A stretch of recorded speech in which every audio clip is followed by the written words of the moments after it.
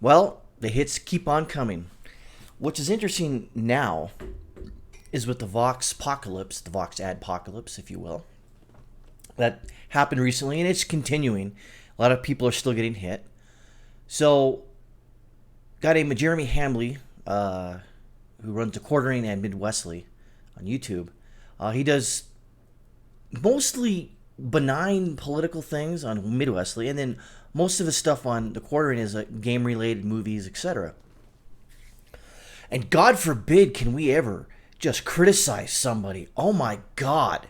Now, the reasons in a recent video, he outlined that CNET got a hold of him. And he basically said to the point of, in an email back to him, goes, hey, because you put any lies, I'm going to contact my lawyer and we're going to see what's going to happen here. Because he got wind that from CNET, from people, someone in CNET itself, and he's not stupid. He knows that when these media companies or these reporters contact anybody, it's for negative. It's not for a puff piece or some positive review. No. It's they're gonna hammer you. Now, let me read this part of this. This is a long, exhaustive article about the negativity in YouTube gamers and reviewers. What? We can't, just because you review something and it's negative, you can't do that because it's mean. So you'll see why in this couple of these paragraphs, why CNET went after Jeremy Hambley, who goes by the Quartering, okay? Or I think he goes by Jeremy, but his channel's called the Quartering. But goes, about a month ago, Jeremy Hambley showed himself on a video sitting in front of his computer, starting a bunch of boxes of games and video consoles. Before long, he was attacking a critic of Sony's Days Gone, accusing her of using the review she'd written to push liberal policies. Okay, this person her name is Kaylee Plagey. Okay, you'll get to why they're attacking Jeremy here. CNET is, you will. Okay, just wait. Video posted to the Quartering.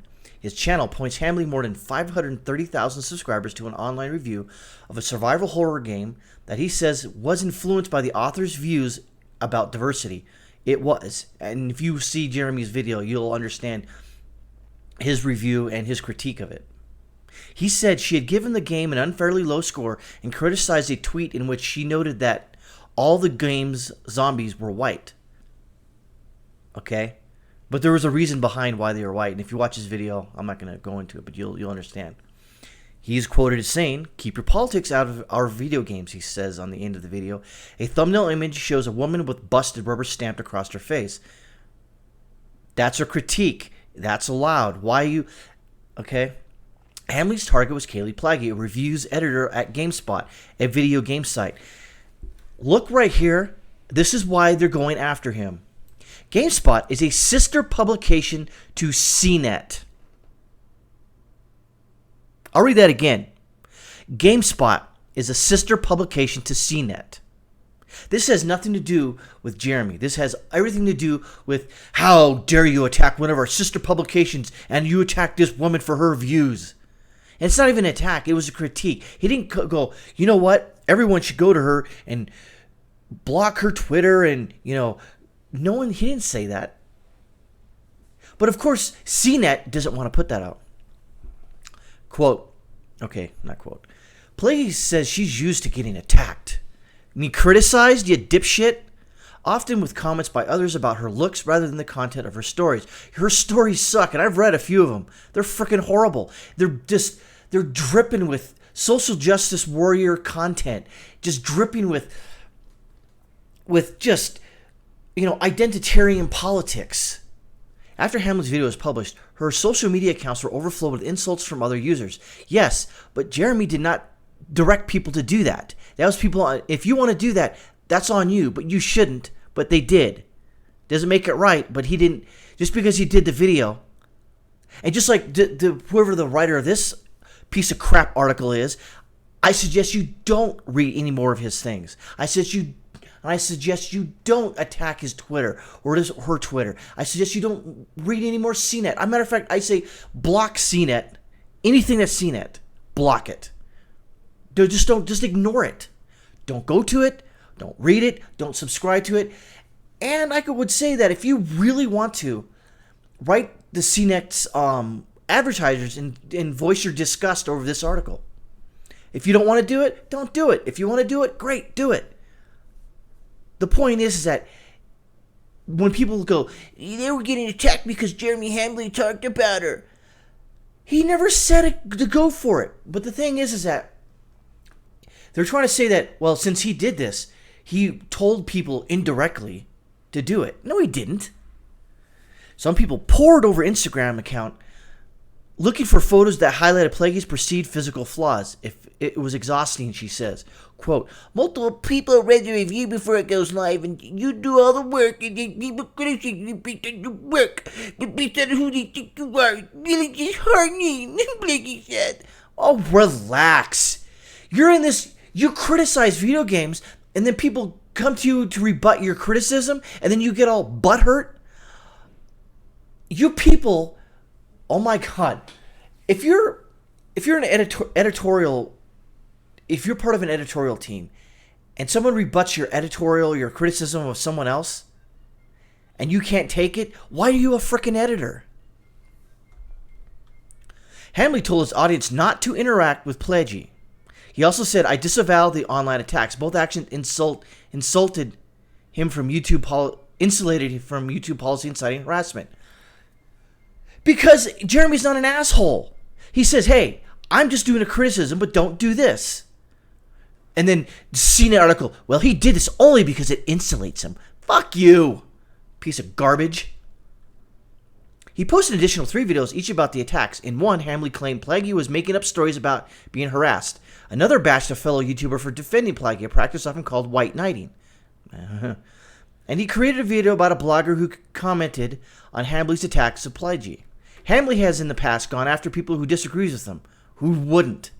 Particularly outspoken members of the gaming community and journalists, which he often calls journalists. It's true. In one case, as a taxing committee member of the card game The Magic the Gathering, reportedly contributed to Hambley being permanently banned starting in 2017 for participating in official tournaments. And he's addressed this, by the way. Wizards of the Coast, which makes Magic, didn't respond to requests for comment. Yes, he's mentioned this in his video, and so, okay. Over the past 6 months, Hambley's also used his channel to call Me Too a farce and to criticize companies for their diversity efforts. Yeah, I agree with it, because it's not based on something they want to do, it's based on money. He used a vulgar slur when he referring to Brie Larson, the star of Disney's Marvel movie, calling her this during a now-deleted May live stream on his YouTube channel. Okay? Probably shouldn't have said it. He deleted it. On June 3rd, I asked Hambley for an interview to talk to him about the world of video game commentary. He said, quote, you better be very careful to what you write about me, he wrote in a response. I will pursue legal action should you make any attempt to damage my reputation. That's what he said in his video as well. About 9 hours after I received that email, Hambley told his audience in a new video that CNET was planning a hit piece on YouTube commentators, which this is, by the way. Hambley funds his videos through part-paid comments known as super chats and live streams selling merchandise with his likeness and offering $4.99 per month membership facilitated by YouTube. He also received payments for ads that YouTube serves in his videos. And this is where CNET attacked Hambley's or Jeremy Hambley's advertisers. GameFly Video Rental Service said it wasn't aware the ad appeared in one of Hambley's Plague's videos until CNET asked for a comment. CNET, you're a bunch. That's a douchey fucking thing to do. The company has since decided not to run ads on the recording for unspecified amount of time. Honda said it emailed a statement that the ads run on Hambley's videos went against its strict guidelines for advertising placement. DeVry University, which also said it no longer run ads accordingly, says it relies on Google and YouTube to help ensure its ads appear in vetted, safe environments. Vetted, safe environments? Fuck you, DeVry. I'll never buy anything. I'll never buy Honda. Never. I'll never buy from GameFly, and I'm never gonna. Who would go to DeVry? Not me. So, I would definitely contact CNET's advertisers, DeVry, GameFly, and Honda, and tell them. And if you want to do this, you don't have to do it. You can do it. Everyone has free reign to do whatever they want. But I may go to these advertisers and voice my disgust with them in a calm and legal manner. Okay? So yeah, there's that. This is a hit piece, and he knew it. And like I said, Jeremy got wind of this. So I would definitely, if you haven't already, subscribe to The Quartering, Midwestly, Gamers and Geeks, I think. Yeah, Gamers and Geeks, or Geeks and Gamers, excuse me. Recently, a long time ago, I subscribed to Geeks and Gamers, and then he had this woman that come on there, and she was just a flaming SJW, and I unsubscribed. And then he basically says, hey, I like all diverse opinions, and if you unsubscribe and you complain about it, he says he respects her, and I had to think about it for a second. I'm like, God, you know what? He's right. Just because I disagree with her, shouldn't unsubscribe to this guy's channel. And this guy seems pretty normal. So I resubscribed, and I have to sort of apologize for that, because it was just kind of it was a stupid thing to do, because I was kind of watching this. I was like, usually this guy's content's pretty cool, and then he had this woman on there, and she was just like, SJW this, SJW that, intersectionalism, blah, blah, blah, blah, blah. I was like, nope, unsubscribe. And then I had to kind of step back a little bit and think, maybe I shouldn't have. And that I probably apologize. Here's Jeremy's talk about this. This was from yesterday. So I would suggest, if you have the will, you don't have to become a member of his, you can just subscribe to him. He does some good stuff. That's it.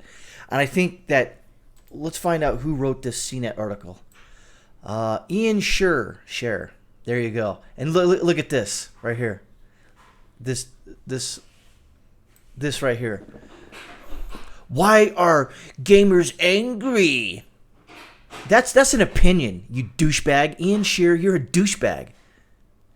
Why are gamers angry? They're not angry. They're very passionate about what games they play, and they respect a great deal.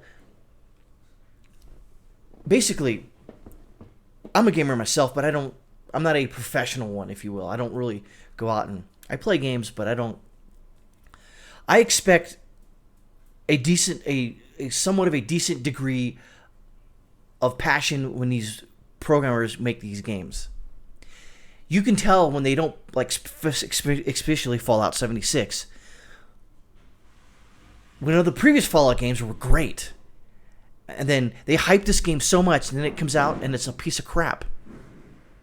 I have high standards for games, just like anything else. When I go out and I purchase a car, I expect high standards when I purchase a car, that when I drive off the lot, it isn't going to break. Same thing with games. Now, once I install the game, it doesn't crash every 5 seconds. It plays continually. So basically, this guy Ian Shearer, he's a SJW douche canoe. Make no bones about it. This guy wanted to attack somebody, and he did. He attacked Jeremy, and he attacked a couple other. Who else did he attack?